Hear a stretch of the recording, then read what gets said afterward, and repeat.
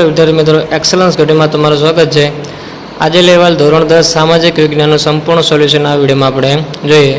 શરૂઆત કરીએ આપણે એમસીક્યુથી। પહેલાં હતા જોડકા તરણતરનો મેળો સુરેન્દ્રનગર જવાબ આવશે। મેરૈયો નૃત્ય બનાસકાંઠામાં। ગીધભરી યોજના 2004માં।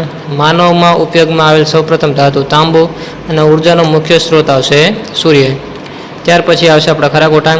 અથર્વવેદમાં અનેક પ્રકારના કર્મકાંડ અને સંસ્કારનું વર્ણન કરવામાં આવ્યું છે, ખરું આવશે। 16 વંશની રાજધાની થંજાવુરમાં હતી, તે પણ ખરું। હળવા મધ્યમ ગતિના ભારે વાહનની સામાન્ય રીતે સાવથી જમણી બાજુની લેનમાં જ વાહન ચલાવવું છે, ખોટું છે। સબળા ડાબી બાજુ ચલાવવું છે, બરાબર। સબળા યોજના અન્વયે દર વર્ષે કન્યાને વિનામૂલ્યે સાયકલ આપવામાં આવે છે, ખોટું। બંધારણની કલમ 17 અન્વયે અસ્પૃશ્યતા નાબૂદ કરવામાં આવી છે, તે વાક્ય સાચું। ત્યાર પછી ખાલી જગ્યાઓ। ઈસવીસન ખાલી જગ્યામાં વન્યજીવોને લગતો કાયદો અમલમાં આવ્યો હતો 1972માં। વિશ્વ ધર્મ પરિષદ ખાલી જગ્યા શહેરમાં આયોજન કરવામાં આવ્યું હતું, તો શિકાગોમાં। ગુજરાતની કડાણા અને વણાકબોરી બહુવિધ યોજના મહીસાગર નદી પર બાંધવામાં આવી છે। ભૂમિગત જળનો સૌથી વધુ ઉપયોગ સિંચાઈ માટે થાય। બુદ્રુ ગઢવીને ખાલી જગ્યા જોડતો રેલ માર્ગ ભારતનો સૌથી લાંબો રેલ માર્ગ છે, તો કન્યાકુમારી વાળો। રાષ્ટ્રીય માનવ સંગ્રહાલય ભારતમાં કયા શહેરમાં આવેલું છે, તો એનો જવાબ છે કોલકાતા।